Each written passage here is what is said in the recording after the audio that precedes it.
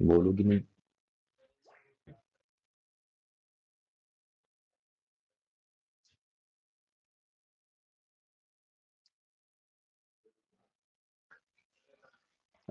नमस्कार।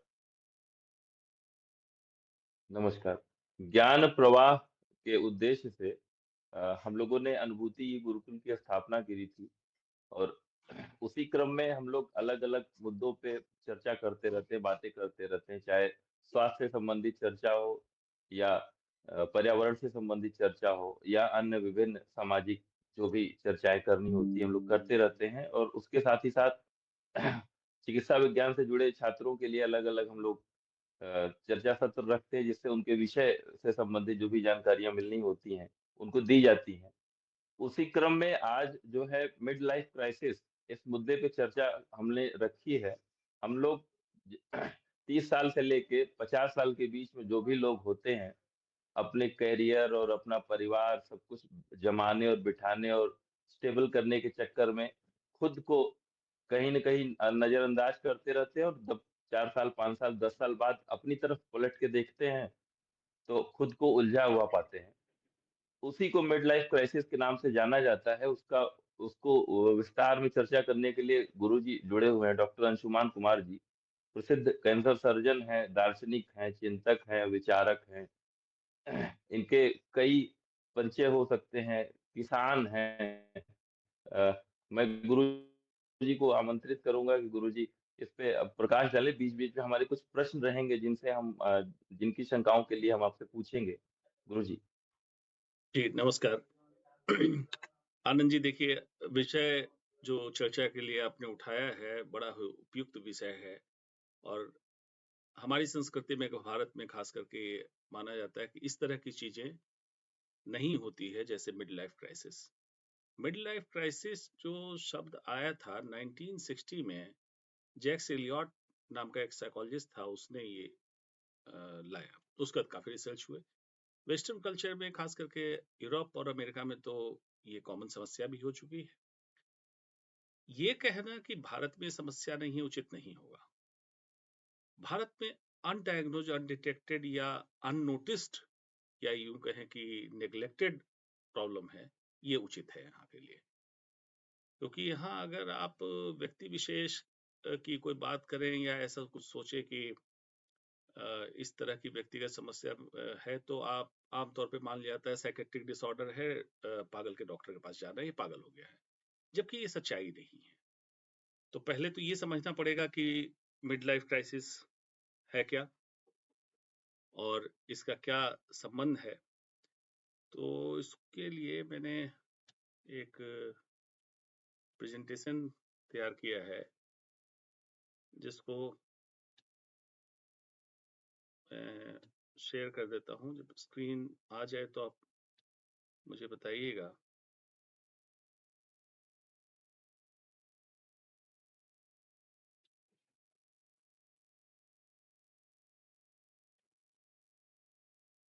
स्क्रीन पे दिख रहा है?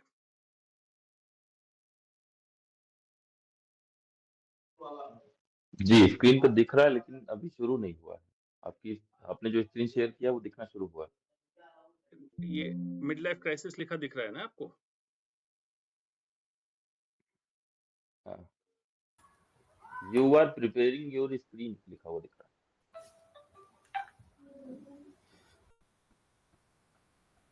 एक बार सर अनशेयर करके शेयर कीजिए सर, हो सकता है शो।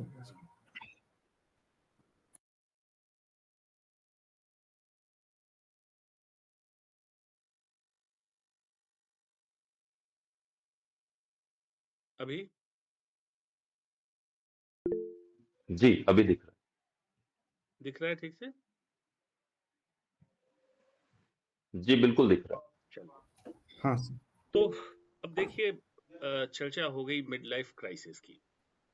तो अब इसमें 3 शब्द है। मिड मतलब मध्य, लाइफ जीवन, और क्राइसिस संकट। अब सबसे पहले तो ये समझना जरूरी है कि लाइफ है क्या। तो इसको समझने के लिए बायोलॉजी के हिसाब से, साइंस के हिसाब से अगर समझिए, तो ये एक बायोलॉजिकल प्रोसेस है life, which distinguishes living thing from matter, non living है या डेड है, तो इसी को लाइफ कह दिया। ये तो बायोलॉजिकल हो गया। लेकिन जो लोग इस शब्द को सुन के एक सोशल स्टिग्मा बनाए रहते हैं मिड लाइफ क्राइसिस को, उनके लिए थोड़ा मैं शेरो शायरी के इसमें बताऊं। जिंदगी क्या है गुनाह आदम, मजाज का लिखा हुआ था, जिंदगी क्या है गुनाह आदम, जिंदगी है तो गुनाहगार हूं मैं। तो जीवन अगर है, लाइफ है, तो कुछ गलतियां होंगी, और गलतियां ये समाज की बनाई रहती है, उसमें ज्यादा ये इसमें नहीं सोचना है कि हमसे गलती हो गई है। फ्रॉइड ने जो कॉन्सेप्ट दिया था ईद, ईगो और सुपर ईगो का, उसमें इसी के बीच में इंसान पेंडुलम की तरह ईद और सुपर ईगो के बीच में घूमता रहता है और ईगो उसको बैलेंस करता रहता है। तो ये है कि गलतियां तो होगी, जीवन है तो, और उससे निराश होने की जरूरत नहीं है। सारा तत्व मिड लाइफ का यही निकलेगा। तो इस प्रेजेंटेशन में पहली चीज हम करेंगे, कैसे परिभाषित करें इसको, मिड लाइफ क्राइसिस को। साइन सिम्टम क्या है, कैसे पहचाने कि इस तरह की समस्या है, इसके कारण क्या हो सकते हैं, वे फॉरवर्ड क्या है, आगे क्या इसका रास्ता है, और समरी क्या है, सारांश में इसको हम कैसे कहें। अगर एक पिक्चर से डिनोट करना हो तो इसमें आप देखिए एक कार्टून डिस्प्ले किया गया है, जो इस तरह की गाड़ी बनी हुई है, जो गाड़ी भी है, बोट भी है, बहुत बड़ी गाड़ी है, बहुत सारे अप्लायंसेस उस पर रखे हैं, और सी सर्फिंग के लिए, राफ्टिंग के लिए सामान है, और जाने कितना सामान है। तो मिड लाइफ में आप सारी चीजें अचीव कर लेते हैं, सारी चीजों को एंजॉय भी करना चाहते हैं, लेकिन एक्चुअली आप हैप्पी नहीं है। ये कार्टून ही डिस्प्ले कर रहा है। परिभाषा के तहत डेफिनेशन, इसका पहला शब्द है not define. Exactly mid life crisis can not be define. लेकिन अब क्योंकि बात हुई है तो डिफाइन तो करना है कुछ। तो पहला जो सबसे सुटेबल डेफिनेशन है, कहा जाता है emotional turmoil in middle age, और ये एज वेरी करता है। एवरेज आउट करके आया है 40 से 60 के बीच में, लेकिन वेरी करता है 35 साल से लेके 65 साल। इस बीच अगर कोई मेजर इमोशनल टर्मोइल आ रहा है, बार बार आ रहा है, ये मिड लाइफ क्राइसिस में फॉल करेगा। स्ट्रॉन्ग डिजायर टू चेंज, जो आपका अभी तक चल रहा है उससे कुछ बदलने का मन करे, लेकिन पूछिए कारण क्या है, तो कुछ कारण नहीं है, खुशी नहीं है, आनंद नहीं मिल रहा, अनहैप्पी है, डिससेटिस्फाइड है, इसलिए बदलना चाहते हैं। हो सकता है जॉब हो, वर्क प्लेस हो, सिटी हो, इस तरह से कुछ भी बदलने की इच्छा होगी। एक डेफिनेशन ये मिड लाइफ एक्सपीरियंस इसको कहते हैं, rather than क्राइसिस। कहते हैं इसमें क्राइसिस कुछ नहीं है, ये मेजॉरिटी के साथ होता है, और इसको अनुभव की तरह लिया जाए, ना कि क्राइसिस की तरह लिया जाए। तो जो मिड लाइफ एक्सपीरियंस को सपोर्ट करते हैं वो कहते हैं inner turmoil about your identity. अपने व्यक्तिगत पहचान के लिए अंदर बहुत सारे कन्फ्लिक्ट, तरंगे उठ रही हैं, बहुत सारा उथल पुथल है कि आखिर मेरी पहचान क्या है। उदाहरण के तौर पे टेक्निकल स्टडी कर ली, पढ़ाई कर ली, डॉक्टर के लिए है, प्रैक्टिस में आ गया, लेकिन इसके बाद क्या, गाड़ी भी खरीद ली, खाना भी मिल रहा है, घर भी है, शादी हो गई, बच्चे हैं, परिवार है, लेकिन उसकी व्यक्तिगत पहचान क्या है। तो ये एक टर्मोइल आता है। ये तभी आएगा जब ये सारी चीजें अचीव हो जाएगी। फिर आती है चीजें मिड लाइफ एक्सपीरियंस में, लाइफ चॉइसेस के बारे में, कि क्या किया सही था नहीं था, आगे क्या करें जो सही होगा नहीं होगा। एंड मोर्टेलिटी, जब 35 साल से ऊपर की उम्र 40 के बाद क्रॉस होती है तो कुछ बीमारी आ सकती है। ये समझ में आने लगता है कि we are progressing towards end of life कई सालों के बाद। कुछ आपके एक जनरेशन ऊपर के लोग, कभी कभी अनफॉर्चुनेट होता है सेम एज ग्रुप के लोग, किसी कारणवश उनका देहांत हो जाता है। तो ये जो डेथ का इनसिक्योरिटी, डेथ का फोबिया है, ये भी खाता है। ये सबका मिला जुला असर होता है। इसलिए अगर किसी से पूछा जाता है कि एग्जैक्टली तकलीफ क्या हो रही है, तो उसको पता नहीं चलता है तकलीफ क्या है, क्योंकि तीनों का मिश्रण होता है। Identity, life choice and mortality, तीनों का मिश्रण कारण जो फील होता है उसी को कहते हैं। क्राइटेरिया क्या है, कैसे इसको ये करते हैं। मैंने पहले कहा not well defined, differ from person to person as well as gender. मतलब पुरुषों में ये समस्या अलग हो सकती है, महिलाओं में अलग हो सकती है। मार्क्ड बाय स्ट्रॉन्ग फीलिंग्स, वो पूरी कन्विक्शन के साथ बताएगा कि ये मुझे हो रहा है, मेरी समस्या है, कोई समझने को तैयार नहीं है। अनहेल्दी कोपिंग स्किल्स, अब उसमें मान लीजिए कोई समस्या होती है तो उसको उससे निजात पाने के लिए अनहेल्दी हैबिट्स उसके लाइफस्टाइल में आ सकता है। एक्सेसिव सोना, नशे की आदत, कुछ ऐसा करना जो उसके स्वास्थ्य के लिए ठीक नहीं है, इस तरह का। बिहेवियरल चेंज, उसके बिहेवियर में बदलाव आएगा। जो आसपास के लोग, उनके स्पाउस भी कह सकते हैं, परिवार के लोग कह सकते हैं, पेरेंट्स कह सकते हैं, बिहेवियरल चेंज होगा। कैन बी स्ट्रेसफुल, उस इंसान का तनाव बढ़ा रहेगा। एंड कंफ्यूजिंग टाइम रहेगा, कंफ्यूज रहेगा, मतलब तनाव भी बढ़ा है। अदर वे पूछे क्या तनाव का कारण है तो कंफ्यूज है, उसको नहीं समझ में आ रहा है कि कारण क्या है। Can also be time of growth, stability and Joy. अब उसी समय क्या हो रहा है, लोग जो देख रहे हैं, दुनियादारी के लोग कह रहे हैं कि अच्छी खासी तो तुम्हारी ग्रोथ हो रही है, प्रोग्रेस कर रहे हो करियर में, सब कुछ अच्छा हो रहा है, स्टेबल हो गए। स्टेबल से मतलब होता है एक मेटेरियलिस्टिक सांसारिक दुनिया में घर हो गया, फैमिली सेटल है, खाने पीने के लाले नहीं है, गाड़ी है, बेसिक रिक्वायरमेंट आपकी पूरी हो गई, स्टेबिलिटी आ गई। और लोगों को लगता है कि बहुत जॉयफुल है क्योंकि इसको मेटेरियलिस्टिक वर्ल्ड की सारी चीजें मिल गई है, तो जॉयफुल है। कुछ लोग साइकोलॉजिस्ट इसको मानते हैं समटाइम्स रीअवेकनिंग। रीअवेकनिंग का मतलब है कि अभी तक तो दौड़ में भागते हुए जो अचीव करना था करियर रिलेटेड कर लिया, अब रीअवेकनिंग मतलब दोबारा जो जागरूकता आई है उससे ये डिसाइड करना चाह रहा है कि अब व्हाट नेक्स्ट, अब मुझे क्या करना है आगे के लिए, इसलिए इसको कहा जाता है रीअवेकनिंग। इसके साइंस क्या है मिड लाइफ क्राइसिस के? डीप सैडनेस एंड रिग्रेट, गंभीर उदासी, मतलब इंसान बात नहीं करना चाहेगा, अकेले बैठना चाहेगा। रिग्रेट, पश्चाताप होगा उसको कुछ कुछ चीजों का कि काश मैं ऐसा कर लिया होता, इतना पढ़ लिया होता तो इस डिग्री में एडमिशन हो जाता, इस कॉलेज में एडमिशन हो जाएगा।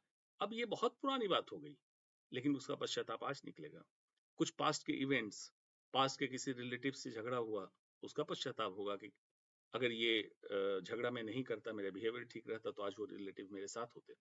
दोस्तों से झगड़ा, इस तरह की चीजें का रिग्रेट होता है। रेस्टलेसनेस, बेचैनी रहेगी।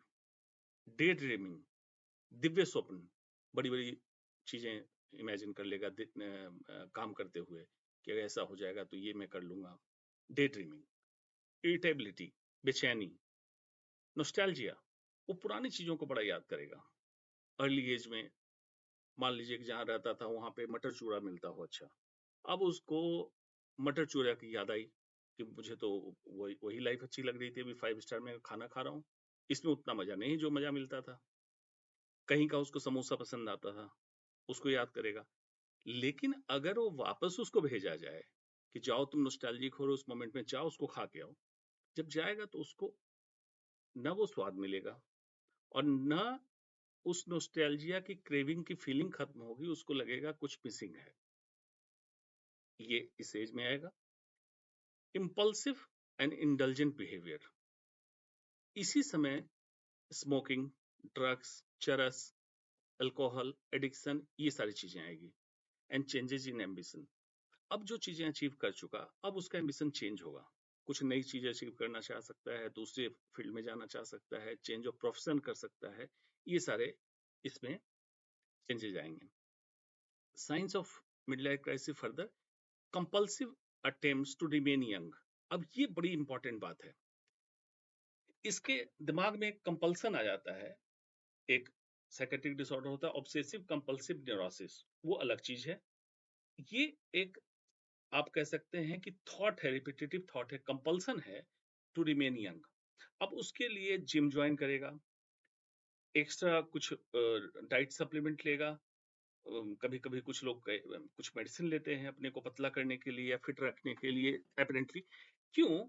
उसकी मेमोरी फिक्स हो गई है कि जब 20 साल 22 साल का यंग एडल्ट था तो कैसा दिखता था। कभी पुराने एल्बम को निकालेगा, देख लेगा तो उसको सडनली लगेगा कि मैं तो ऐसा दिखता था, अभी ऐसा कैसे हो गया, मुझे वापस ऐसा होना है, जो कि नेचुरली स्पीकिंग पॉसिबल नहीं है। तो ये कंपल्सिव अटेम्प्ट आता है to remain young. Hypochondriacal concern over health and appearance, hypochondriasis एक सिचुएशन होती है जब इंसान बहुत ज्यादा ऑब्सेस्ड हो जाता है रिगार्डिंग हेल्थ। तो इस इंसान को जब भी खास करके उसके आसपास के लोग, किसी को हार्ट अटैक आ गया, किसी को कोई बीमारी हो गई, हॉस्पिटल में भर्ती हो गया, ब्रेन स्ट्रोक हो गया, तो ये हाइपोकॉन्ड्रिक हो जाएगा। इसको लगेगा कि मेरी एज का था, कहीं मुझे भी तो ये समस्या नहीं हो रही है। इसको हाइपोकॉन्ड्रियासिस कहते हैं। अपने हेल्थ और अपीयरेंस के बारे में काफी होगा। Hollowness and lack of genuine enjoyment in life. इससे पूछे समस्या क्या है, तो कहेगा बड़ा खोखलापन लगता है, पूरा दिन लगता है कि कुछ भी चीज ऐसी नहीं है जो इंजॉयमेंट लाइफ, मतलब मेरे लाइफ में उत्साह, आनंद, उमंग दे सके, ऐसी कोई चीज नहीं बची है लाइफ में। यही स्टेज है जब रिलीजियस कंसर्न का बढ़ जाता है, वो ज्यादा रिलीजियस होने लगेगा जितना होता था। यूजुअली अपने फैमिली नॉर्म्स के रिलीजन पे जाता है आमतौर पे। रेबेलियस एज जब होता है तो फैमिली के अगेंस्ट जा सकता है रिलीजन में, अपने रिलीजन को छोड़ के दूसरे रिलीजन में जा सकता है। लेकिन मिड लाइफ में रिलीजियस कंसर्न जब बढ़ेगा तो अपने फैमिली, बैक टू फैमिली जाएगा और थोड़ा ज्यादा रिलीजियस हो, ज्यादा पूजा पाठ करेगा, तीर्थ स्थल जाने लगेगा, कांवरिया बन जाएगा। जो मतलब नॉर्मली वो धर्म के नाम पे, रिलीजन के नाम पे, संप्रदाय के नाम पे नहीं कर रहा था, ये करना इस लाइफ में ज्यादा करेगा। Intellectual dishonesty, weakening of moral fibres and courage. अब इसमें क्या होता है कि मान लीजिए कि अभी तक वो किसी चीज पे बहुत ऑनेस्ट था, बहुत उसके मोरल ग्राउंड स्ट्रांग थे, करेजियस था, ये थोड़े से कमजोर होने लगते हैं क्योंकि उसका कॉन्फिडेंस इसी समय लूज होता है कि अब मैं वीक हो रहा हूँ, बीमार हो रहा हूँ, and probably I am progressing towards end of my life. तो वो थोड़ा कमजोर सा महसूस करने लगता है कि अब मैं किसी से भिड़ने लायक नहीं रहा हूँ। ये होगा, ये फीलिंग्स आती है, जबकि ये फैक्ट नहीं है, फीलिंग्स आती है। इंक्रीजिंग फीलिंग ऑफ रूथलेसनेस, ऐसा इंसान कभी कभी बड़ा रूथलेस बिहेवियर करेगा, बहुत ही रफ बोल देगा बेवजह, जिसकी जरूरत नहीं है। फैंटेसी ऑफ ओमनीपोटेंस, उसको ऐसा लगता है कि मैं हर जगह, ओमनीपोटेंस मतलब हर जगह मैं मौजूद रहूं, ऐसा दिखना चाहिए कि हर जगह मैं ही हूँ। मैं थोड़ा रुक इसलिए रहा था कि हमारे यहाँ नेता हैं जो अभी मिड लाइफ क्राइसिस से नहीं निकल पाए हैं, जो हर जगह उनको लगता है हर फ्रेम में मेरी फोटो आए, मेरी तस्वीर दिखे। ये मिड लाइफ क्राइसिस का एक्सटेंशन ही है कि हर जगह उन्हीं वही हो। ओमनीपोटेंस सपोजिटली जो एक हाइपोथेसिस है गॉड की, उसमें कहा जाता है गॉड इज ओमनीपोटेंट। तो उसके अंदर ये फीलिंग आए कि कोई भी शादी हो मुझे अटेंड करनी है, किसी का बर्थडे भी हो तो भी जाना है, किसी की मैयत निकल रही हो तो भी जाना है। मतलब उसको हर जगह जहां से इनविटेशन है, जिसको दोस्त मानता है, उसके पता चल रहा है, तो हर जगह उसको पहुंचना है। चेंजेस इन सेक्सुअल डिजायर, ये बड़ा ऊपर नीचे होता है। कुछ लोगों का सेक्सुअल डिजायर बढ़ जाएगा और कुछ लोगों का सेक्सुअल डिजायर कम हो जाता है। कम होना तो बिल्कुल ठीक है, टेस्टोस्टेरोन डाउन होगा इसलिए। बढ़ने वाला जो है उसको साइकोलॉजी से जोड़ा जाता है, एक्चुअल सेक्सुअल डिजायर नहीं बढ़ता है। एक्चुअल साइकोलॉजिकली उसको जब लगता है कि अब मुझे यंग बनना है, जो मैंने पहला बताया था, compulsive attempts to remain young, तो उसको प्रूव करने के लिए वो सेक्सुअल डिजायर उसका बढ़ा रहता है। इस चक्कर में कॉन्सेप्ट है double life, triple life, life lived for compartments. इस तरह की जिंदगी उसके सेगमेंट में आने, मिड लाइफ में इस तरह के सेगमेंट्स उसके बनने लगते हैं। अच्छा, बीच में कुछ अगर ये हो तो या तो आप लोग नोट डाउन कर लें या बीच में पूछ सकते हैं, कोई अगर पॉइंट क्लियर ना हो तो मैं उसको वही क्लियर कर दूंगा। अब कुछ लोग मिड लाइफ क्राइसिस के बारे में जब सिम्टम्स सुनते हैं तो समझते हैं कि डिप्रेशन का सिम्टम है। ऐसा नहीं है। डिप्रेशन एक ऑर्गेनिक डिजीज है, उससे मिड लाइफ क्राइसिस को नहीं समझना है। क्यों? डिप्रेशन किसी एज में हो सकता है, young age, old age, mid age, adolescent, किसी एज में हो सकता है। Mid life crisis mid life में हो। अब मिड लाइफ को यहाँ समझने की जरूरत है कि मिड लाइफ तब हम एग्जैक्ट पॉइंट आउट कर सकते हैं जब बर्थ डेट पता हो और डेथ डेट पता हो। बर्थ डेट तो किसी का पता है लेकिन डेथ डेट किसी का मालूम नहीं है। तो मिड कैसे निकालें? अगर मान लीजिए पता हो कि 80 साल इसकी लाइफ है, तब तो हम कहते हैं 40 इज मिड लाइफ। तो इसके लिए बेहतर इसको कहा गया कि फिजियोलॉजिकल एज से ज्यादा psychological, social, intellectual, moral, spiritual and professional age important है। मतलब कोई इंसान अगर 20 साल में ही अचीव कर लिया, काफी अच्छे पोस्ट पे आ गया, तो हो सकता है उसकी मिड लाइफ 32-35 साल में आ जाए। और किसी को अचीव करने में ही टाइम लगा और 50 साल तक अचीव ना कर पाया, तो हो सकता है मिड लाइफ क्राइसिस वहां नहीं आया। अभी 50 साल जब अचीव करेगा तब आएगी मिड लाइफ क्राइसिस। इसलिए मिड लाइफ को ऐसे समझना है। डिप्रेशन बायोलॉजिकल, साइकोलॉजिकल और सोशल फैक्टर के कारण होगा। मिड लाइफ के पीछे ऐसा कोई फैक्टर नहीं है। Depression more persistent and severe, एक तो लंबे समय तक बरकरार रहेगा और बहुत सीवियर कैटेगरी का होता है, जबकि मिड लाइफ क्राइसिस में 1-2 दिन इस तरह का मूड होगा, फिर नॉर्मल हो जाएगा, फिर हो सकता है, लेकिन इसकी सिवियरिटी कम होती है as compare to depression. Depression का ट्रीटमेंट है दवा, मेडिकेशन, साइकोथेरेपी, लेकिन mid life crisis self resolving है after a period of time. Factors affecting mid life crisis, culture बड़ा इंपॉर्टेंट है कि किस में मिड लाइफ क्राइसिस होगी, किस में नहीं होगी। सिमिलरली कस्टम बहुत इंपॉर्टेंट है। जैसे आज भी बहुत सारे ऐसे कल्ट कल्चर हैं जिसमें ज्वाइंट फैमिली है, शेयरिंग है, उनको क्राइसिस वाली सिचुएशन कहीं किसी फ्रंट पे नहीं मिली तो उनको मिड लाइफ क्राइसिस हो सकता है, अननोटिस चला जाए, उनको पता भी ना चले। तो कल्चर कस्टम का बहुत इंपॉर्टेंट रोल है। फैमिली टाइप, न्यूक्लियर फैमिली में मिड लाइफ क्राइसिस ज्यादा होती है, ज्वाइंट फैमिली में कम होती है। जेंडर, मेल में मिड लाइफ क्राइसिस अर्ली पहले आ जाती है, लंबे समय तक रहती है। महिलाओं में मिड लाइफ क्राइसिस थोड़ा लेट आएगी, क्योंकि उनको बच्चे को तैयार करना है, बच्चा बड़ा होगा, लाइबिलिटी कम होगी, जब जाके सब कुछ होता है, वॉइड होता है, तब मिड लाइफ क्राइसिस आएगी। और बहुत शॉर्ट ड्यूरेशन में महिलाओं की मिड लाइफ क्राइसिस चली जाती है। वर्किंग वुमेन में ज्यादा होगा mid life crisis, non working में कम होगा। Same applies for main. Previous part of life, कि पहले इनकी लाइफ कैसी रही है, and previous trauma, specially childhood trauma.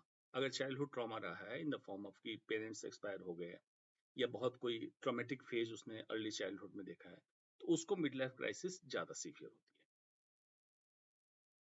है। ये जेंडर पे है, मेन वर्सेस वुमेन क्या डिफरेंस है। एवरेज एज जो पुरुषों में मिड लाइफ क्राइसिस होती है वो माना जाता है, एवरेज मतलब है कि पूरे अगर 1 लाख लोगों की स्टडी करते हैं, किस किस को कितने एज में हुआ उसको डिवाइडेड बाई 1 लाख, तो इसमें एवरेज एज मेल में आता है 43 और महिलाओं में आता है 44। पुरुषों में एवरेज लेंथ ऑफ क्राइसिस रहता है 3 साल से 10 साल, एंड महिलाओं में जो रहता है वो 2 से 5 साल। पुरुषों में जो मिड लाइफ क्राइसिस की समस्या होती है उसमें कॉमन यही है, fear of loss of attraction, मतलब अब मैं उतना अट्रैक्टिव नहीं हूं। फियर ऑफ एजिंग, उम्र बढ़ रही है। Fear of not fulfilling dreams, कुछ कुछ जो हमने सपने देखे तो बाकी रह गया। Fear of death and fear of illness, ये पुरुषों में 5 मोस्ट कॉमन जो फीलिंग्स है मिड लाइफ क्राइसिस की, ये है। महिलाओं में फीलिंग है, पहली मीनोपॉज के कारण होने वाली समस्या है, मीनोपॉज का psychological plus neuro hormonal changes का असर। चिल्ड्रंस आर सडनली गॉन, बच्चे बड़े हो गए, पढ़ने लिखने के लिए, नौकरी करने के लिए बाहर चले गए, आगे मैं बताऊंगा। एम्प्टीनेस सिंड्रोम उसको बोलते हैं। लाइफस्टाइल चेंजेस जिसके कारण अपॉर्चुनिटी आ रही है वो कम हो रही है एजिंग के कारण। जैसे कुछ ऐसे फिल्म के काम करने वाली महिलाएं हैं, टेलीविजन में काम करने वाली महिलाएं जो चेहरा बनती हैं, उनको ये प्रॉब्लम आती है। बायोलॉजिकल एंड साइकोलॉजिकल चेंज, ये जो 5 चेंजेस हैं महिलाओं में कॉमन है। अब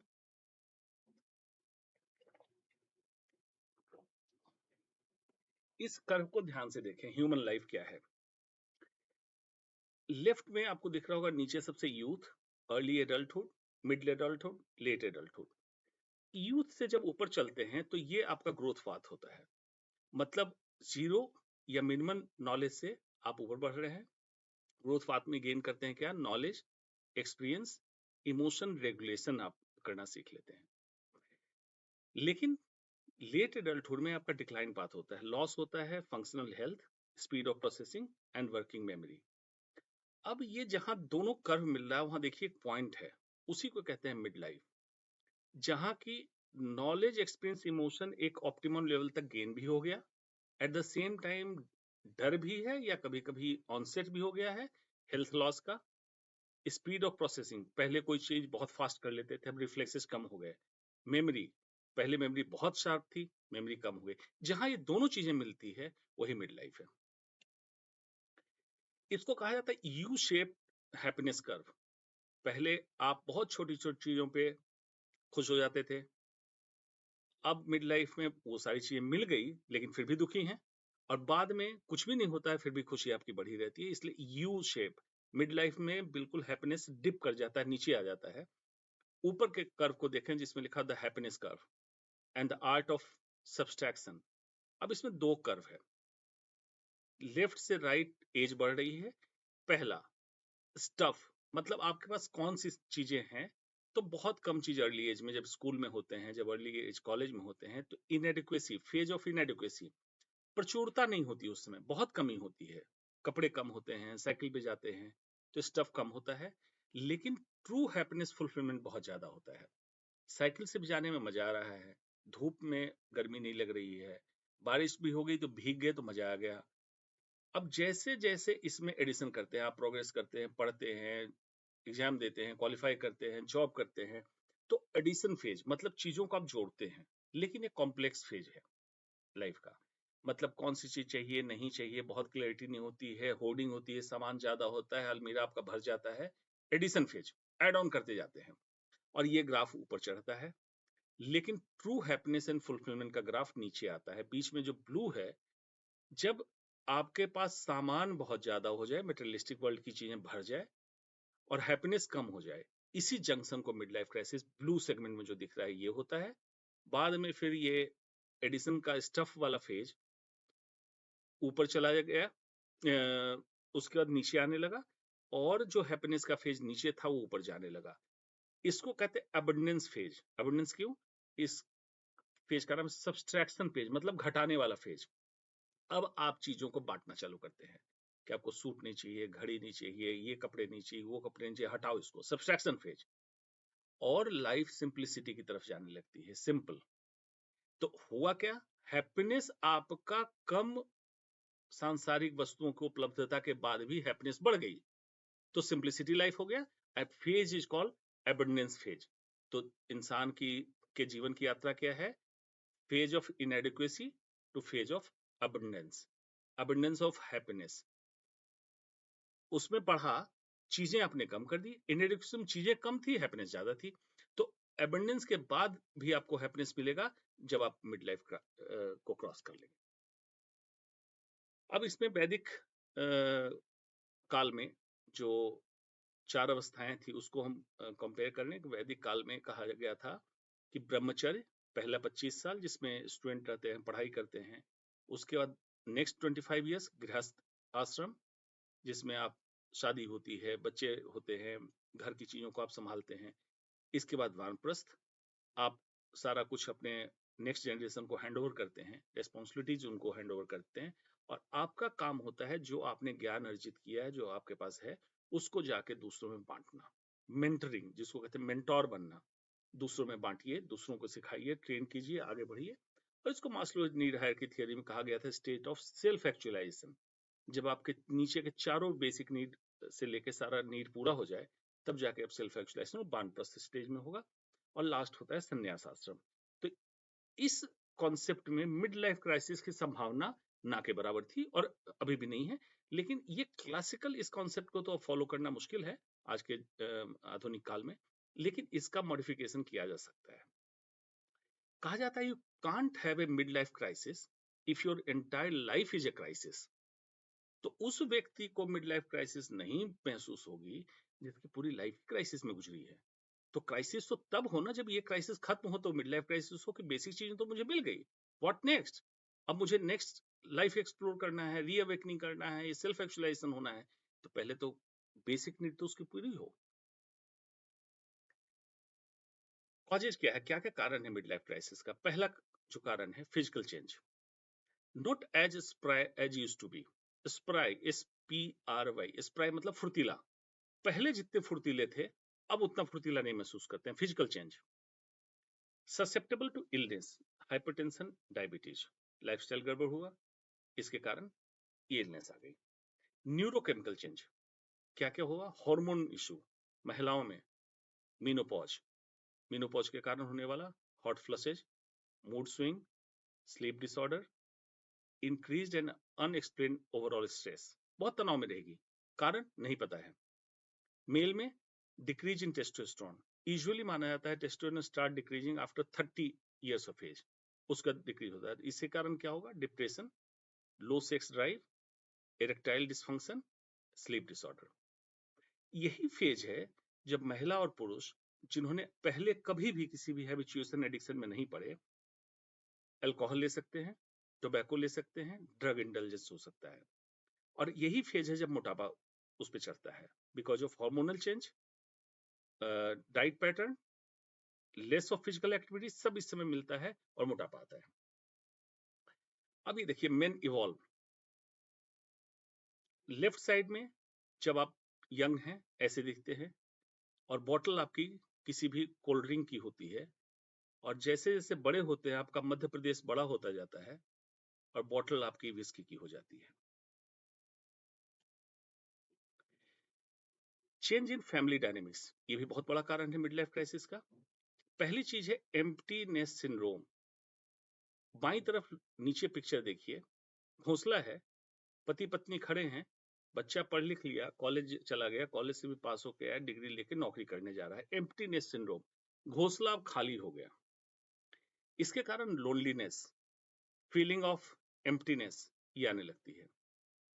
change in relationship with parents, ill parents, passing parents, तबीयत खराब रहती है माता पिताजी की या कोई गुजर गए, राइट साइड में देखिए। Divorce, conflicting emotions, sadness, anger, confusion.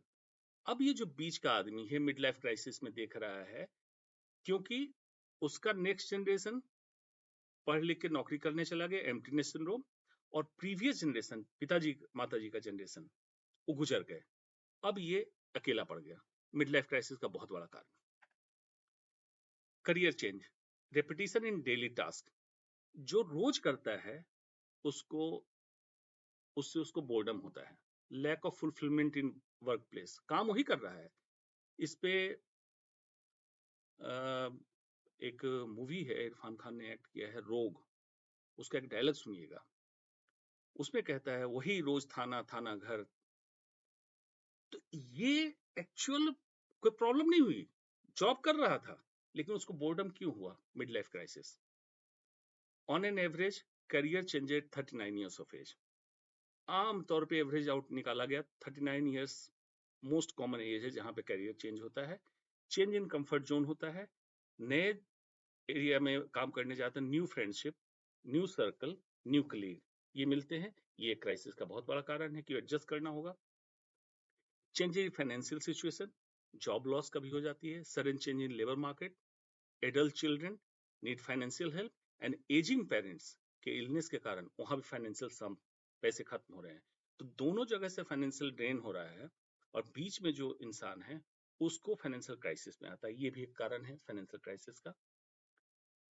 Seasons of main life, एक पुरुष के जीवन में जो 4 ऋतुएं हैं उसको जरा ध्यान से देखिए। लेफ्ट अपर में यंग बच्चा खेल कूद रहा है, बिल्कुल लाइबिलिटी फ्री, स्वच्छंद, उन्मुक्त, तनाव रहित।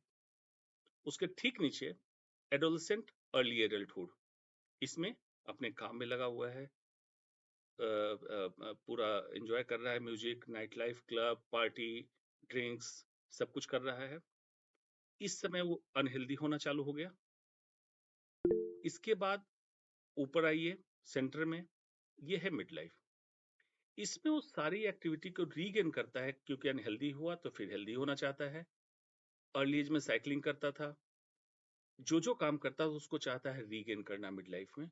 एंड एल्डरली, और उसको कभी कभी लेट एडल्टहुड भी कहते हैं, जस्ट अच्छा लगे सुन के, तो राइट साइड में लोअर, ये पिक्चर जब आप फिजिकली मेंटली डिक्लाइन फेज में आते हैं। तो ये 4 ऋतुएं हैं। महिलाओं में 4 ऋतु हैं। सबसे लेफ्ट ऊपर बच्ची है, घरौंदा बना रही है, क्योंकि male because of testosterone aggressive खेल खेलेगा, बच्चियां सोफिस्टिकेटेड सॉफ्ट सटल गेम खेलेगी। उसी के नीचे ये सारा काम करेगी, जॉब ज्वाइन करेगी, पढ़ाई करेगी, सब करेगी। लेफ्ट नीचे सेंटर में मिड लाइफ है, जो हमारे यहाँ दुर्गा का रूप दिखाया गया है, एक सिंबॉलिक है।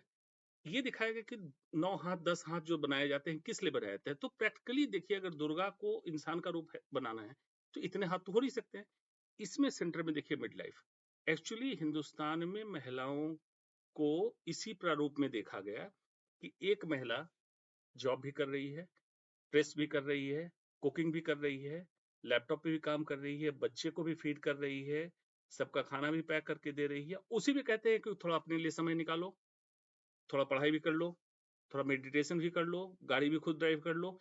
तो ये जो मल्टीटास्किंग महिला है इंडियन सोसाइटी की, ये मिड लाइफ की महिला है।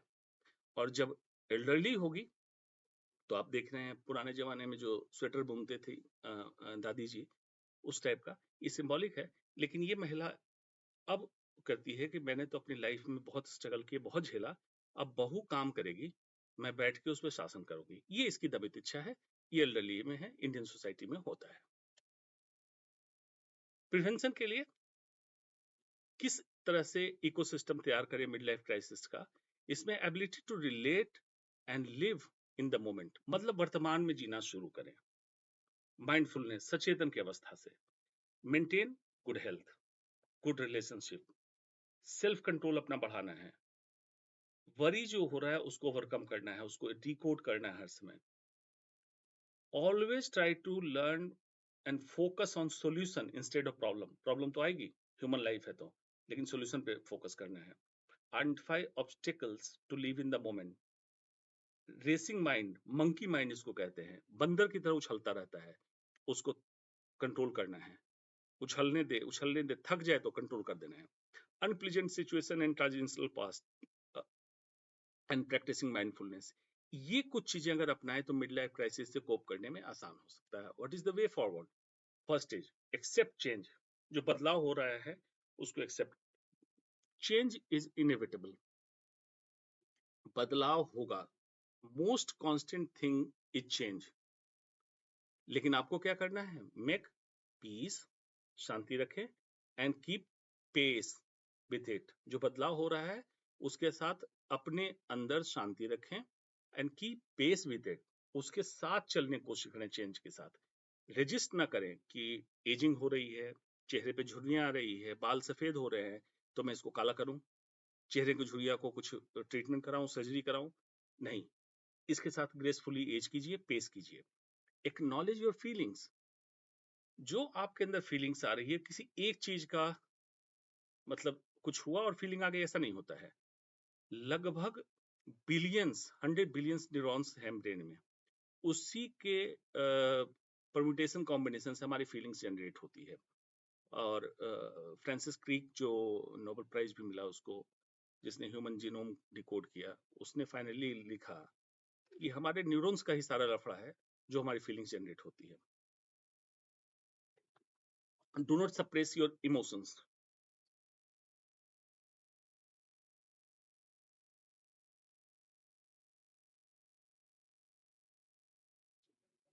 Identify and accept circumstances beyond your control. कुछ चीजें ऐसी होगी जो आपके कंट्रोल में नहीं है, तो उसको पकड़िए कि कौन सी चीज है जो आपको परेशान कर रही है लेकिन आपके कंट्रोल में नहीं है, और उसको एक्सेप्ट कर लीजिए। ईज इनटू न्यू सिचुएशन, जो नई परिस्थिति बनती है उसमें कंफर्टेबल हो जाइए। ये नहीं सोचते रहिए पहले स्थिति अच्छी थी अब खराब हो गई। And take bigger challenges into small steps. Right side में जो पिक्चर है, फॉर एग्जांपल इतनी ऊंचाई चढ़नी है, एक तरीका होता है स्ट्रेट लाइन, और इसको चढ़ने की कोशिश कर रहे हैं, ऑलमोस्ट लगता है असंभव, इम्पॉसिबल है, नहीं चढ़ पाएंगे। तो इसको कैसे कन्वर्ट कर देना है? इसको कई छोटे छोटे पार्ट्स में बना देना है, जिसको आप समझ सकते हैं सीढ़ी की तरह। उस ऊंचाई को चढ़ने के लिए छोटे छोटे टुकड़े में उसको बांट दीजिए। फॉर एग्जाम्पल 100 एग्जाम्पल लीजिए, तो इसको दो दो के पीस में बांट दीजिए, 50 सेगमेंट में इसको धीरे धीरे करके आप क्रॉस कर लीजिएगा। तो take bigger challenges into small steps. एक बड़ी अच्छी थ्योरी है स्टोइक ट्रायंगल ऑफ हैप्पीनेस। अब ये क्या है स्टोइक ट्रायंगल ऑफ हैप्पीनेस? ये कहता है सेंटर में यूडैमोनिया है। यूडैमोनिया कहते हैं live in harmony with your highest self. अंदर जो बेस्ट पॉसिबल इनर फीलिंग है उसके साथ हार्मोनी में रहो, मतलब उसके साथ मिल जाओ, सिंक्रोनाइज कर लो। कैसे कर सकते हैं? पहला कहता है टेक रेस्पॉन्सिबिलिटी, दूसरे के ऊपर मत टालो, उत्तरदायित्व तो खुद लो। लिव विथ अराते, अरेत कहते हैं do your best every day and every moment. कहता है moment to moment to moment, मतलब हर पल अपना बेस्ट देने की कोशिश करो। Take responsibility, give your best at each moment and focus on what you can control। इसका मतलब क्या हो? जो भी मैंने कहा, जो आपके कंट्रोल में है उसको इग्नोर कीजिए, एक्सेप्ट कीजिए and focus on what you can control. तो डिवाइड हो गया, सिर्फ आपका फोकस उतने पे आ गया जितने को आप कंट्रोल कर। अगर इन तीनों को हम मिला दें, take responsibility, do your best and focus on what you can control, तो जो सिचुएशन बनेगी वो बनेगी eudaimonia. Maintain a sense of purpose, try out something new, कोई नए हॉबी डेवलप कीजिए, photography, foreign language, creative writing, expand social circle, foreign trips, engage old interest, पहले करते थे, acting, painting, dancing, bowling, embrace community services, जैसे मैंने बताया self actualise हो गए, वैदिक काल में जिसको कहते थे वानप्रस्थ। मेंटरिंग कीजिए, मेंटर इन यूथ प्रोग्राम, जो भी आप जानते हैं अपने अपने क्षेत्र के उसको जाके दूसरों को, अपने जूनियर को सिखाना चालू कीजिए। Prioritise self care, set realistic exercise goal. इसमें बड़ी गड़बड़ होती है कि लोग एक्सरसाइज तो चाहते हैं करना, लेकिन ऐसी एक्सरसाइज करना चाहते हैं जो पहले किया करते थे जब 20 साल के थे। उनके लिए है don't compare your current ability to your past abilities. अब उतनी एबिलिटी, इंड्योरेंस, शक्ति, ताकत नहीं रही, तो अपना नया एक गोल टारगेट कीजिए कि इस एज के हिसाब से कैसे हम एक्सरसाइज करें जो मैं रेगुलरली कर सकूं। बेनिफिट्स क्या है एक्सरसाइज के? आपके दिमाग, सोचने की क्षमता, शार्पनेस ऑफ माइंड को बढ़ाएगा, एंजाइटी डिप्रेशन के रिस्क को कम करेगा, नींद अच्छी आएगी, वजन लॉस, वेट लॉस अगर करना है तो वेट लॉस होगा, या मैनेज करना चाहते हो मैनेज रहेगा। कार्डियोवैस्कुलर डिजीज मतलब हार्ट अटैक, डायबिटीज, कैंसर के रिस्क को कम करेगा, and musculoskeletal health, bone density, ये सब मेंटेन रहेगा। तो एक्सरसाइज मिड लाइफ में जरूरी है। Reassess your diet, healthier alternative चुनना है, wholesome grain for wholesome health, refined आटा, रिफाइंड चावल, रिफाइंड तेल खाना छोड़ दीजिए, फ्रूट्स, वेजीज इसको खाइए। अवॉइड हेडोनिस्टिक ईटिंग, सुखवाद के लिए खाना बंद कर दीजिए, जब भी तनाव होगा कुछ खाने का मन करेगा उसको खाना बंद कर दीजिए। एडिक्वेट स्लीप, नींद पूरी लीजिए, एंड मेंटल फूड जरूर लीजिए। Must read something, reader always reader, reader always leader. Adjust your perception to ageing, practise gratitude, जिसके कारण भी आपको आज तक कुछ भी अच्छा मिला उनके लिए एक्सप्रेस कीजिए your gratitude. Look to your accomplishment, जो आपने आज तक अचीव किया। Appreciate your growth and find room for self improvement, जो हरी विंडो में right lower corner self improvement का जो बॉक्स है उसके लिए मेहनत कीजिए, उसको ओपन अप कीजिए। Reframe setbacks as an opportunity for betterment. अब जो लोग, ऐसे लोग होंगे जो अभी सुनेंगे या बाद में सुनेंगे कि अगर आपके साथ नहीं है, कोई आपके सामने है जिनमें ये समस्या हो रही है, उनको कैसे हेल्प कर सकते हैं, स्पेशली स्पाउस, उनके लिए है listen to the problem without judgement. जज मत कीजिए, अच्छे से सुनिए। Be receptive to potential changes in your relationship. Keep close watch for signs of depression, जो मैंने बताया कि डिप्रेशन और मिड लाइफ क्राइसिस के लक्षण एक हैं, लेकिन अगर ये लक्षण परसिस्टेंट हो और डेली हो तो डिप्रेशन का साइन हो सकता है, उनको ट्रीटमेंट की जरूरत है, जरूर दिखाइए साइकियाट्रिस्ट को। Spend more time together, affirm success and express appreciation, जो उन्होंने किया है उसको एक्सप्रेस करिए, अपने एप्रिसिएशन को, उनके सक्सेस को अफर्म कीजिए, उससे उनको बेटरमेंट की फील होगी। Summarise, midlife either it is crisis or it is reawakening, but both the thing it will sail through, अपने आप खत्म हो जाएगा, इसकी चिंता मत कीजिए। इसके लिए एक लाइन में समझ लीजिए क्या है mid life. Mid life is the old age of youth. Youth मतलब जवानी खत्म हो रही है। Mid life is the old age of youth and youth of old age, यही मिड लाइफ है, nothing else. Thank you so much.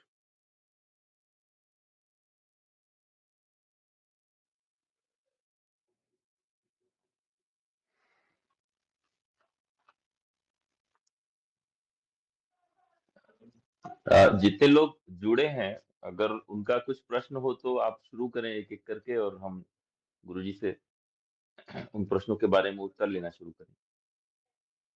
आप लोग अनम्यूट करके सीधे प्रश्न पूछ भी सकते हैं। Good evening. Good evening, sir. My name is Jyoti Yadav from Varanasi. Actually sir मुझे अभी भी क्लियर नहीं हो रहा है कि हम कैसे आइडेंटिफाई करेंगे कि जो भी हमारे साथ इश्यूज है, लाइक एग्जांपल मूड स्विंगिंग, तो कैसे पता चलेगा कि ये डिप्रेशन है या फिर मिड लाइफ देखिए, क्राइसिस आप है? पहला है आपके लिए मूड स्विंग तीन तरह से आप उसको देखिए। एक पीएमएस जिसको बोलते हैं, प्री मेंस्ट्रुअल सिंड्रोम, मतलब हार्मोन के उतार चढ़ाव से मूड स्विंग हो सकता है। ये पीएमएस हो सकता है, प्रेगनेंसी में हो सकता है, और एक मीनोपॉज में होता है। दूसरा हो सकता है मिड लाइफ क्राइसिस, तो उसके लिए मैंने बता दिया कि एज ग्रुप मोटा मोटी 35 से 65 साल के बीच का होता है। लेकिन डिप्रेशन से कैसे डिफ्रेंशिएट करें इन दोनों चीजों को, उसका सिंपल है कि अगर ये परसिस्टेंट मतलब बहुत लंबे समय से चल रहा हो, सीवियर हो मतलब इसकी गंभीरता ज्यादा हो, मान लीजिए उदाहरण के तौर पे कि किसी को बार बार लगता है कि नहीं मैं बिल्कुल बेकार हूँ, मैं किसी काम का नहीं हूँ, मुझसे कुछ नहीं हो सकता लाइफ में, और इसको बिल्कुल कन्विक्शन के साथ सोचता है। जैसे एक हो सकता है कि फीलिंग है कि मैं तो बेकार हूँ, कुछ नहीं, घंटे भर बाद नहीं यार ठीक है यार, सब बाकी लोगों से तो मैं ठीक हूँ, तो ये डिप्रेशन नहीं है। लेकिन अगर यही फीलिंग 24 के 24 घंटे पर खराब रहे, नींद उसकी खराब है, उसका बिहेवियर एबनॉर्मल हो गया और लंबे समय तक चले, तो ये डिप्रेशन का साइन है। मिड लाइफ क्राइसिस को नहीं समझना है।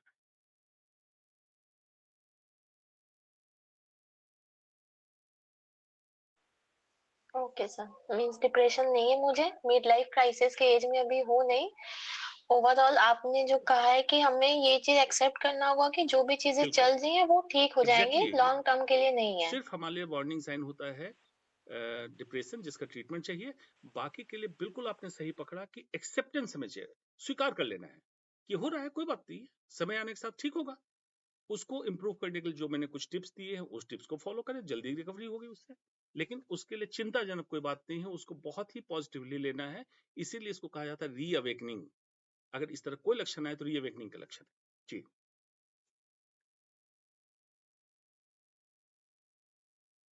Thank you sir.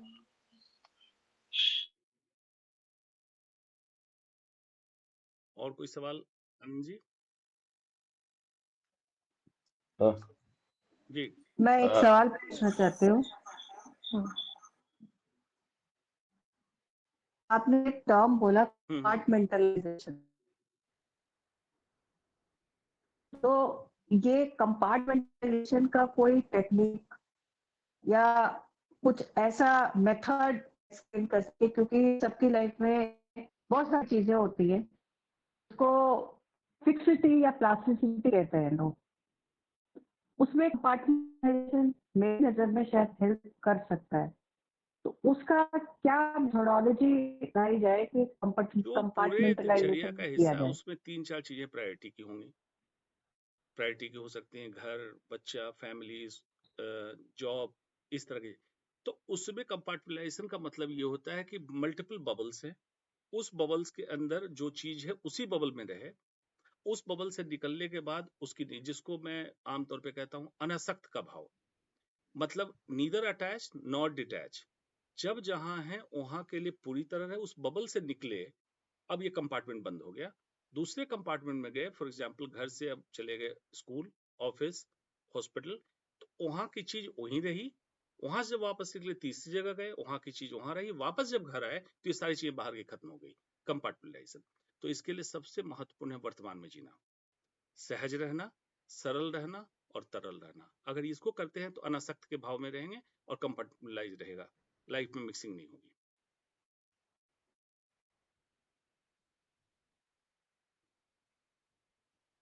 Thank you.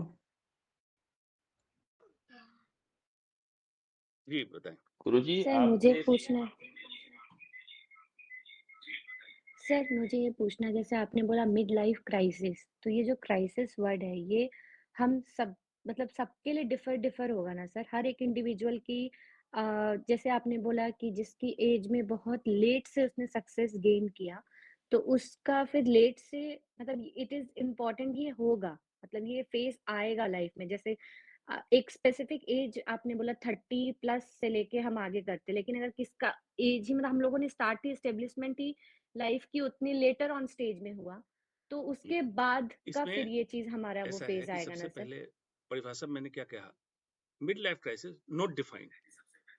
तो मतलब एक तो डिफाइंड नहीं है मतलब कि बहुत वेग है। जैसे margin yes sir. Border lump का होता है कि डिफाइंड बॉर्डर नहीं है, वेग है। कब शुरू हुआ कब खत्म हुआ पता नहीं चल रहा है। ऐसा नहीं है कि one sudden day, yes sir. मैंने उदाहरण पे कहा 40 साल, तो 40 साल पूरा होते मिड लाइफ क्राइसिस चालू हो जाएगी और 5 साल बाद खत्म हो जाएगी, ऐसा नहीं हुँ, होता है। इसके बहुत स्लो ऑनसेट से चढ़ेगा हुँ, ग्राफ, होगा और हुँ, खत्म होगा, पहली बात। तो नोट डिफाइन का मतलब है लक्षण किसी में कैसा होगा किसी में कैसा होगा, ये हुँ, हर व्यक्ति का अलग होगा और मेल फीमेल का भी अलग होगा। मान लो सेम कस्टम, सेम यस कल्चर, सर। सेम घर, सेम परिवार में एक हुँ, पुरुष का मिड लाइफ क्राइसिस के लक्षण अलग होंगे, महिला के अलग होंगे। एक बात। दूसरी बात, ये बिल्कुल सही है कि जब हुँ, क्राइसिस खत्म होगी तभी तो मिड लाइफ क्राइसिस आएगी। मैंने कहा क्या कहा कि person who will not face mid life crisis who have hmm, crisis in entire life. Hmm, अब उसकी लाइफ बेसिक रोटी कपड़ा मकान के लिए जूझ रहा है क्राइसिस में, लाइफ हाँ। तो मिड लाइफ क्राइसिस क्या सोचेगा? मिड लाइफ क्राइसिस है री अवेकनिंग, मतलब अब सारी चीजें तो हो गई, व्हाट नेक्स्ट?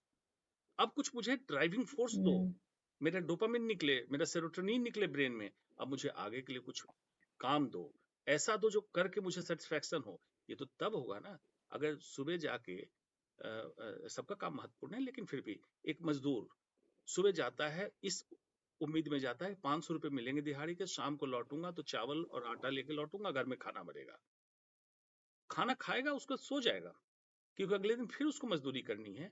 तो उसके इसमें मिड लाइफ क्राइसिस की बात नहीं होगी। सिमिलरली करियर में जब तक पढ़ाई कर रहे हैं, ये कर रहे हैं, आगे बढ़ रहे हैं, अब जब सब सेटल होगा तो जैसे मान लो दिवाली पे घर साफ कर देते हैं, तो सब कितना साफ साफ सा लगता है, सब लगता है बड़ा अच्छा लग रहा है। लेकिन कितने दिन बड़ा अच्छा लगा? तुरंत नया सामान ले आओगे, इस कॉर्नर में कोई गुलदस्ता लगा दोगे, इस कॉर्नर में फ्लावर वॉश लगा दो, कुछ लगाओगे। अब ये मिड लाइफ क्राइसिस की शुरुआत हो गई। होर्डिंग और और नेक्स्ट, अब इसमें भी खुशी नहीं मिल रही, इसमें भी खुशी नहीं मिल रही, ये भी खुशी नहीं मिल रही। अब ये मिड लाइफ क्राइसिस चालू होगी कि सब कुछ करके तो देख लिया, क्यों कि बाकी क्राइसिस खत्म हुई तब मिड लाइफ क्राइसिस चालू हुई। हुँ, इसलिए वेरिएबल एज है, variable from person to person है, and variable from gender to gender है।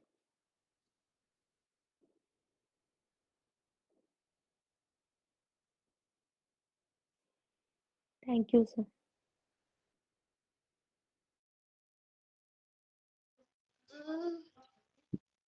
गुरुजी आपके व्याख्यान में 2 शब्द बार-बार आए हैं, ठीक। एक सुख और एक आनंद।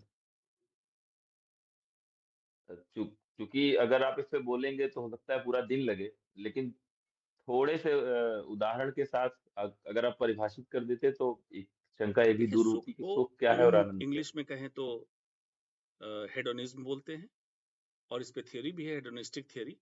और आनंद हैप्पीनेस है। अब कहिएगा आनंद का पर्यायवाची हिंदी में क्या है, तो मैंने बहुत ढूंढा, मुझे पर्यायवाची नहीं मिला जो कि आनंद को परिभाषित कर दे पर्यायवाची बन के, नहीं मिला। तो आनंद इटसेल्फ है। हैप्पीनेस कह सकते हैं, क्लोज मीनिंग है इंग्लिश में, लेकिन एग्जैक्ट हैप्पीनेस भी आनंद को डिफाइन नहीं करता है। अब इसको कैसे समझिएगा? पहली बात, हैप्पीनेस इज ए जर्नी, आनंद एक यात्रा है।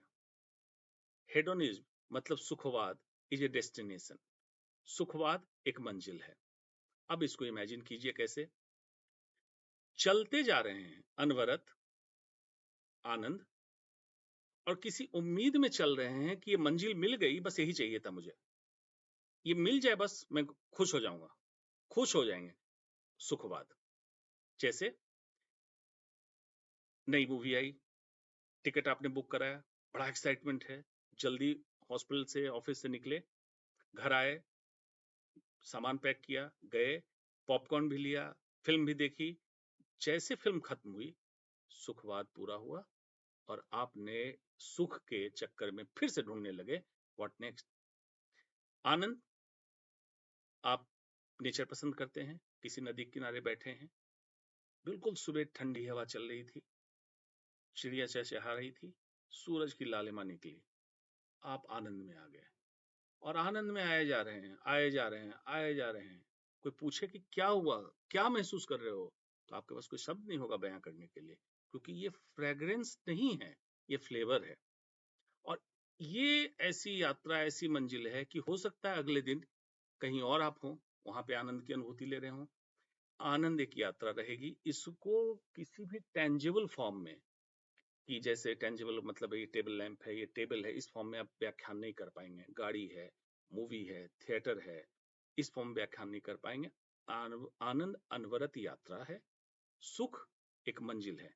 तो जब जब हेडोनिस्टिक थ्योरी की बात होगी, सुख की बात होगी, आम तौर पे आपके इंटेलेक्चुअल स्पिरिचुअल लाइफ के लिए बहुत उपयुक्त नहीं होता है, और कुछ हद तक फिजिकल मेंटल लाइफ के लिए, फॉर एग्जांपल दारू पीना, गांजा पीना, चरस पीना, सिगरेट पीना, ये आपको सुखवाद देता है, इससे आपका हेल्थ इंपैक्ट होगा। मूवी से हेल्थ इंपैक्ट भले ना हो, लेकिन ये आपके डोपामिन को रिलीज करेगा ब्रेन में और फिर क्रेविंग देगा मोर मोर, तो फिर दूसरी मूवी जाएंगे, दूसरा कोई सुखवाद ढूंढेंगे। तो ये आपको मंजिल अलग अलग बदलता रहेगा, बदलता रहेगा, बदलता रहेगा, लेकिन आनंद में कोई मंजिल नहीं मिलेगी।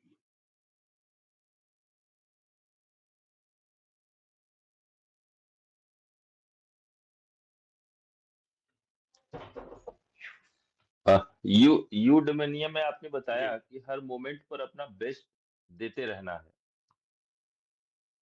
तो इसकी क्या आदत डाल लेनी चाहिए, या इसको मतलब इसको अपने आदतों में या इसको अपने व्यवहार में शामिल करने के क्या उपाय हो सकते हैं? किस तरह से हम सचेत रहें कि हमको बेस्ट देना है, या जिसे अपने व्यवहार के कारण लोग भूल जाते हैं, या फिर कुछ देखिए चीजें यूडोमेनिया आदतों में में नहीं ये होती हैं। Greek philosophy, stoic philosophy, Greek philosophy है। इसमें इन्होंने कहा कि moment to moment to moment बेच दीजिए। 3 बार लिखा है moment, moment to moment to moment, आप बेच दीजिए उसको। इसी को जापानीज एक कॉन्सेप्ट है जिसमें 2 चीजें हैं। एक है इचिगो इची, enjoying best of every moment, उसका मतलब है जापानीज में इचिगो इची का मतलब। और दूसरा है इकिगाई। इकिगाई कहता है जहां आपका प्रोफेशन, वोकेशन, पैशन, लव सब मिल जाए, वो काम करो।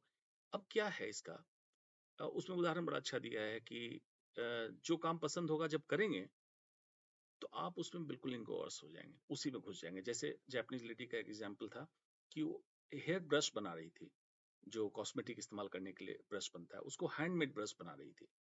1 घंटे तक वो रिसर्चर खड़ा रहा, उसकी नजर ऊपर नहीं उठी, क्योंकि इतना इंगॉस थी अंदर ब्रश बनाने में। जब नजर उठी तो इसने जब पूछा कि तुम्हें पता नहीं चला? मैं बोला नहीं, मैं तो उस काम में थी, तो मैं इधर उधर कैसे देखती।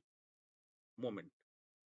सिमिलरली इचिगो इची में कहता है, आप उदाहरण देखिए, पहले बेसिक से हमें इडोमेनिया की जो प्रैक्टिस है, moment to moment to moment, जिसको अरेत कहते हैं ग्रीक वर्ड में, उसमें कैसे प्रैक्टिस करनी है। जापानीज में इचिगो इची में क्या करते हैं, टी टाइम में जब चाय पी रहे होते हैं तो मोबाइल फोन तक टी रूम से बाहर होता है, और सब लोग रिस्पेक्ट करते हैं, जूते उतार के बिल्कुल तसल्ली से बैठ के, और कहीं उनका चेरी ब्लॉसम का सीजन है, चेरी ब्लॉसम देख रहे होंगे, खिड़की से कुछ कर रहे होंगे, चाय पी रहे होंगे, बड़े धीरे धीरे बात कर रहे होंगे एक दूसरे से, उसका एंजॉयमेंट करते हैं टी टाइम को। अपने यहाँ चाय पे चर्चा होती है, देखिए कितना उल्टा कॉन्सेप्ट है। अब चाय पे आप बकरवाजी करेंगे तो आप उस मोमेंट को एंजॉय कर पाएंगे? नहीं कर पाएंगे। कितना घर ऐसा है जिसमें डाइनिंग टेबल पे आप बैठ के जब खाना खा रहे हैं तो आपके पास मोबाइल नहीं होता है, इंस्टाग्राम, फेसबुक, व्हाट्सएप स्क्रॉल कर रहा होता फैमिली मेंबर, और आप खाना खा रहे होते हैं। अब बताइए, इसमें आप आनंद ये सॉरी मोमेंट टू मोमेंट जिएंगे? तो पहले हर इंसान को, भारतीय को खास करके, इस चीज को प्रैक्टिस करना चाहिए कि जो बेसिक नीड ऑफ लाइफ आप कर रहे हैं, फूड, बाथ, जो आप अगर रिलीजियस लोग हैं तो पूजा पाठ करते हैं, उसमें भी आजकल मोबाइल लेके बैठने लगे। इस तरह की जो बेसिक एक्टिविटी है, परिवार के साथ बातचीत कर रहे हैं, उस समय पहले तो हटाइए इस मोबाइल को। पहला काम कीजिए। उस समय कोशिश कीजिए कि अपनी बात कीजिए, अपने बीच की बात कीजिए, रादर देन कि आप बात कीजिए दूसरे की, तीसरे की, चौथे की, पांचवें की, जो आपके लिए सिग्निफिकेंट नहीं है। तो मोमेंट टू मोमेंट ये क्या होगा, हो सकता है आपको लगे इसमें प्रोडक्शन क्या है, प्रोडक्टिविटी नहीं है, ये आपके हैबिट फॉर्मेशन की है। और 21 डेज, 3 हफ्ते इस चीज को प्रैक्टिस में लाइए। 3 हफ्ते के बाद ये आपके प्रैक्टिस में ऐसा आएगा कि अब आप प्रोफेशन में जाएंगे, आप मरीज देख रहे हैं, पूरी तरह उसी मोमेंट में रहेंगे। आप उसमें मोबाइल उठा के कभी व्हाट्सएप चेक नहीं करेंगे कि क्या उधर घटना घट गई, कभी चेक नहीं करेंगे। आप मार्केट जाएंगे, उसी मोमेंट में रहेंगे। आप दोस्तों से बात कर रहे हो, उसी मोमेंट में रहेंगे। एक आपके हैबिट का हिस्सा बनेगा। तो शुरुआत आप बेबी स्टेप से करिए और इसको जीवन का हिस्सा बना लीजिए, moment to moment to moment, या अरेत या इचिगो इचिगो।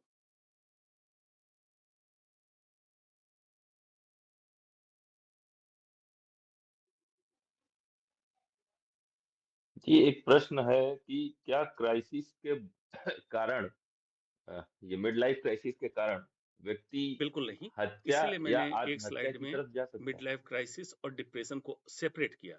डिप्रेशन में ये समस्या हो सकती है आत्महत्या या किसी भी तरह से अपने को क्षति पहुंचाने की। मिड लाइफ क्राइसिस में बेचैन होगा। क्यों बेचैन होगा? देखिए अंतर कितना है। डिप्रेशन मतलब सीधी सी बात है कि नीचे की तरफ भेज रहे हैं आप उसको। उसमें इंसान थक चुका होता है, अब कोई होप नहीं है भविष्य का कि कुछ होगा, और वो कहता है कि इससे बढ़िया है कि जीवन को खत्म करो। इसीलिए उसको ट्रीटमेंट देने की जरूरत है, उसको रिकवर कराना है। केमिकली उसके ब्रेन में न्यूरोकेमिकल्स गड़बड़ होता है, तो उसको दबा दे के ठीक करते हैं। मिड लाइफ क्राइसिस में एक होप है। अब इसको ऐसे समझिए कैसे होप है। हुआ क्यों? डर और होप दोनों है। प्यूबर्टी जब होता है, लड़का या लड़की जब जवान हो रहा होता है, तो उसके बहुत सारे चेंजेस आते हैं। जैसे लड़के को चेहरे पे दाढ़ी आएगी, पिंपल्स निकलेंगे, थोड़ा सा उसको कह के थोड़ा सा सीरियस बनाया जाता है। लड़कियों को दुपट्टा रखो, थोड़ा ऐसे चलो वैसे चलो। तो ये फेज उस बच्चे को पसंद नहीं आता है। ये भी ट्रांजिशन है एक। लेकिन बच्चे को खुशी ये होती है कि कोई बात नहीं, अभी 12-13 साल का हूं, आप मेरे ऊपर दबाव डाल रहे हो ना, कोई बात नहीं है। चेहरे पे दाने आ गए, पिंपल्स आ गए, मैं अच्छा नहीं लग रहा हूँ देखने में, कोई बात नहीं, दाने तो खत्म हो जाए, जब मेरी दाढ़ी घनी आ जाएगी मैं भी स्मार्ट दिखूंगा। क्यों? उसको होप है कि जब एडल्ट को देखता है कि they are dominating segment of the society, मतलब एडल्ट जो है वही रूल कर रहा है सोसाइटी को, तो उसको उम्मीद है मैं भी एडल्ट हो जाऊंगा, मेरे चेहरे से दाने हट जाएंगे। लड़कियां कहती मैं इंडिपेंडेंट हो जाऊंगी, जिसमें काम करूंगी तो मैं थोड़ी तुम्हारा सुनूंगी कि दुपट्टा रखूंगी, मैं कपड़े कैसे पहनूं। होप में एक सेगमेंट ये है। सिमिलरली दूसरा, क्योंकि ये जंक्शन है चाइल्डहुड टू एडल्ट की, दूसरा जंक्शन है एडल्ट टू ओल्ड एज और लेट एडल्टहुड। उसके जंक्शन पे क्या है? हुआ क्यों प्रॉब्लम? उसको लग रहा है कि यार ये जो चेंज है ये मुझे ले जा रहा है मौत की तरफ, और पता नहीं लाइफ में क्या होगा, जिससे अटैचमेंट है, बच्चे हैं, बीवी है, इसके साथ क्या होगा अगर मैं मर गया तो। इस तरह इनसिक्योरिटी हो गया। लेकिन होप है। क्यों? देखता है कि मेरे से ज्यादा उम्र के लोग जीवित हैं और ज्यादा अच्छा कर रहे हैं मिड लाइफ के बाद, तो मुझे करना चाहिए। ये जो प्रॉब्लम है, एक्चुअली मेरी प्रॉब्लम तो है नहीं कुछ, ये बड़ी छोटी मोटी प्रॉब्लम है, मैंने तो सब कुछ अकम्प्लिश कर लिया, मैंने अचीव किया है लाइफ में, तो इसको बस इस फेज को मुझे निकालना है। होप है। तो इसमें उम्मीद नहीं है कि अपने को क्षति पहुंचाएगा, वो रास्ता ढूंढ रहा है, रीअवेकनिंग कर रहा है कि पास्ट में ये चीज मैं नहीं कर पाया, अब इसको करता हूँ, लाइफ में इसको ढूंढता हूँ, नई चीजों को करता हूँ, तो ये रीअवेकन होता है। तो क्षति कभी नहीं पहुंचाएगा, वो कोशिश करेगा, बेचैन इसलिए हो रहा है कि नई चीज कैसे करूं, कैसे मैं लाइफ के अलग आयाम पे पहुंचूं, जो हो सकता है दमित इच्छा रही हो, बचपन में किसी को देखा हो कि ऐसा मुझे बनना है, उसको बनने की। तो क्षति नहीं पहुंचाएगा, लेकिन जरूर है, थिन लाइन है, थोड़ा भी प्लस माइनस हो, डिप्रेशन सस्पेक्ट कीजिए, साइकेट्रिस्ट से जरूर कंसल्ट कराइए अपने आसपास के लोगों को जिनमें थोड़ी भी फाइंडिंग मिलती है। जी।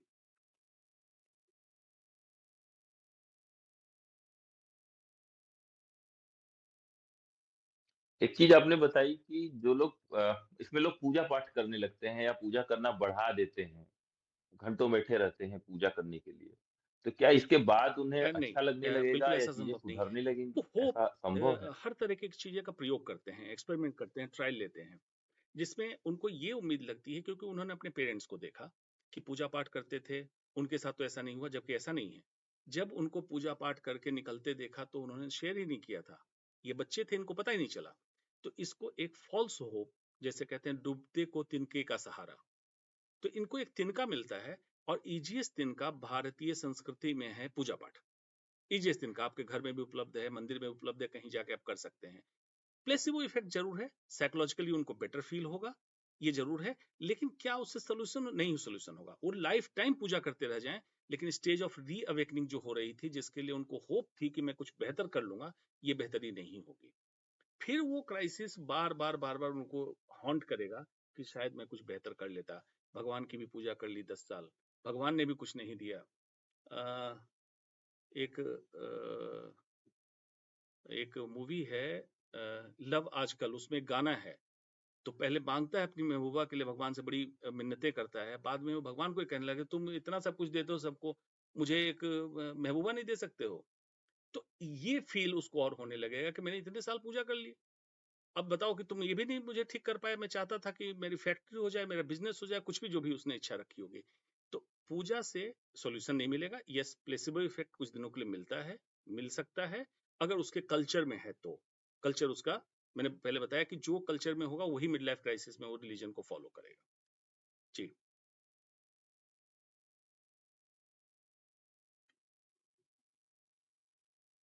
बस यही गाना है। जी, वो गाना है हाँ, कैसा खुदा है तू बस नाम का है, बिल्कुल बिल्कुल। मैंने कौन सी थी। जी, जी। अ, अ, और किन्हीं का कोई प्रश्न हो तो प्लीज पूछें।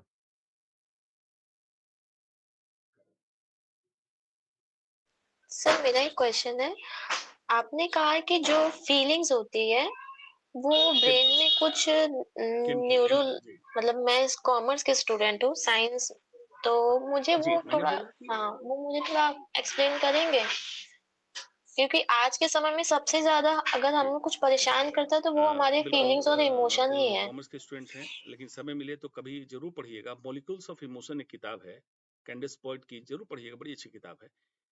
इसमें देखिए 4 केमिकल याद रख लीजिए, कॉमर्स के स्टूडेंट हैं तो भी कोई बात नहीं है, ये याद रखना चाहिए आपको। Dopamine, endorphin, oxytocin, serotonin. अब इसमें 2 केमिकल पहले निकाल लीजिए, डोपामिन और सेरोटोनिन।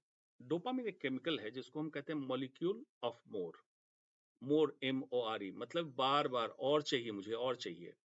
अब क्या है मॉलिक्यूल ऑफ मोर? आपने किसी को मीठा खाना पसंद है, तो शुगर डोपामिन रिलीज कराता है। तो ब्रेन में जब सिग्नल पहुंचता है तो ब्रेन कहता है और दो, फिर आपने लिया और दो। इसलिए शुगर को कहा जाता है एडिक्टिव है।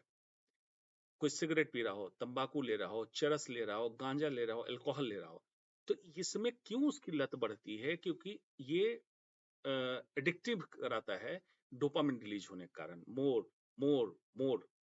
लेकिन अब देखिए जो मैं कहने जा रहा हूं, इसको अगर लाइफ में इंप्लीमेंट कर सके इस थ्योरी को समझ के, तो करिए, आपको मजा आ जाएगा। चीनी 1.5 टाइम्स बेस लाइन से ज्यादा डोपामिन, मतलब 1.5 गुना ज्यादा सेक्रेट कराता है। ये सारे एडिक्शन, मतलब सिगरेट, तंबाकू, चरस, गांजा, अल्कोहल, 2 से लेके 3.5 गुना ज्यादा डोपामिन रिलीज कराता है। ठीक, अब देखिए, अब गेस कीजिए कि सबसे ज्यादा एडिक्टिव क्या होगा। आप ज्योति गेस कर सकती हैं कि सबसे ज्यादा एडिक्टिव कौन सी चीज है अभी जो हम लोग इस्तेमाल कर रहे हैं?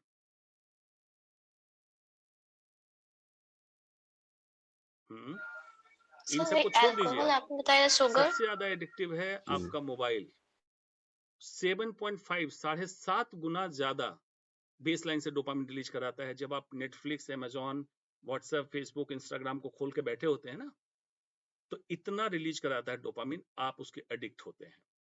इसीलिए वो सारी चीजें AI बेस्ड आपकी रीड करता है, ट्रेड को रीड करता है, और बार बार ऐसे ही एडवर्टीजमेंट, ऐसे ही चीजों को प्रॉम्प्ट करके आपको दिखाता है, ताकि आप स्क्रीन टाइम बढ़ा के रखें। अब कैसे करना है? आपके एंड्रॉयड फोन, इन सब में सिस्टम होता है कि स्क्रीन टाइम चेक करने का, weekly report, screen time search कीजिएगा उसको। एवरी वीक आप स्क्रीन टाइम कम करते जाइए, 20% फ्रॉम द प्रीवियस वीक। मान लीजिए कि आप 8 घंटे स्क्रीन टाइम कर रहे हैं, तो इस नेक्स्ट वीक में आपका इसका 20% कम कर देना है। ऐसे करके कम कीजिए।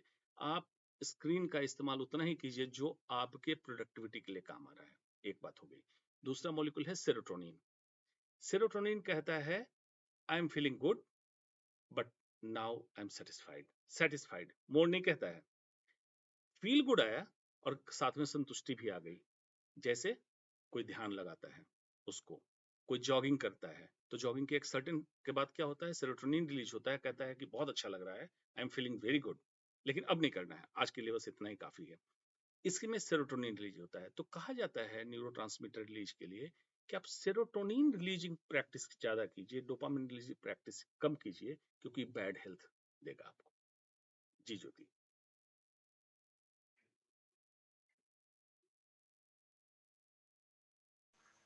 ओके सर, वो बुक का मॉलिक्यूल्स ऑफ नाम आप एक इमोशन, बार आनंद मैसेज जी, कर दीजिएगा एंड इस दिस ग्रुप वर्ड। में। ओके। मैं भेज दूंगा गुरुजी। और कोई प्रश्न किन्हीं का?